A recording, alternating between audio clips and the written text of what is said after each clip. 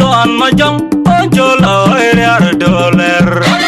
Jam kira balwe noria umario junyeria bangedina yan balang aloi tona ngakwe uai maria bakudim garating amete mete.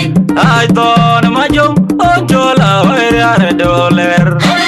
Jam kira balwe noria umario junyeria bangedina yan balang aloi tona ngakwe uai maria bakudim garating amete mete. Odo don majong ojolo eriar doler. Jam kira balwe noria umario junyeria bangedina yan balang aloi tona ngakwe uai maria bakudim garating amete mete. Ajo maria ene mo koi gepwe kulana nyambe takure jawroi matamel. Darbur airio gagun maket rote gogo. Mira chicharo ruti anye ma. Somela gorio gagun maket rote gogo. Mira chicharo ruti anye malge wangal ruti abungot. Idile ina drengo ukaji chengen tiamwoy. Ay dibelya nilo jala dibelya bakwene wa angiro mai. Angela dodo in pocket. Ay de geruna bor. Yongo chine kuri nyir kumali de geruna tem. Wangal ruti abungot. Idile ina drengo ukaji chengen tiamwoy. Ay dibelya nilo jala dibelya bakwene wa angiro mai. Angela dodo in pocket. Ay de geruna bor. Yongo chine kuri nyir kumali de geruna tem. Sanonga kumro, ja sanonga kumro, sanonga kumro, ja sanonga kumro.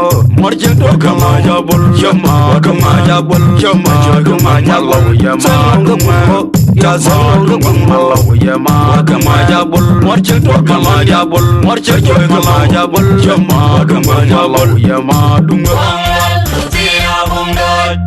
Idile ina drengo ukaji chengen tiamwoy. Ay dibelya nilo jala dibelya bakwene wa angiro mai. Angela dodo in pocket. Ay de geruna bor. Yongo chine kuri nyir kumali de geruna tem. Wangal ruti abungot. Idile ina drengo ukaji chengen tiamwoy. Ay dibelya nilo jala dibelya bakwene wa angiro mai. Angela dodo in pocket.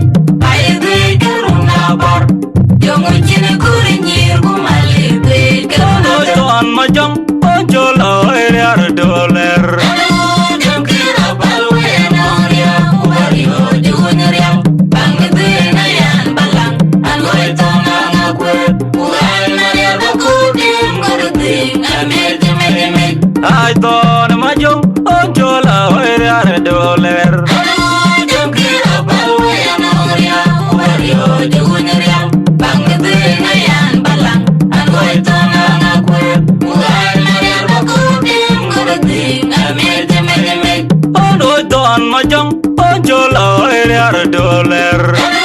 Jam kira balwe noria umario junyeria bangedina yan balang aloi tona ngakwe uai maria bakudim garating amete mete. Ajo maria ene mo koi gepwe kulana nyambe takure jawroi matamel. Darbur airio gagun maket rote gogo. Mira chicharo ruti anye ma. Somela gorio gagun maket rote gogo.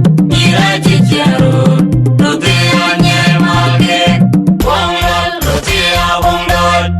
Idile ina drengo ukaji chengen tiamwoy. Ay dibelya nilo jala dibelya bakwene wa angiro mai.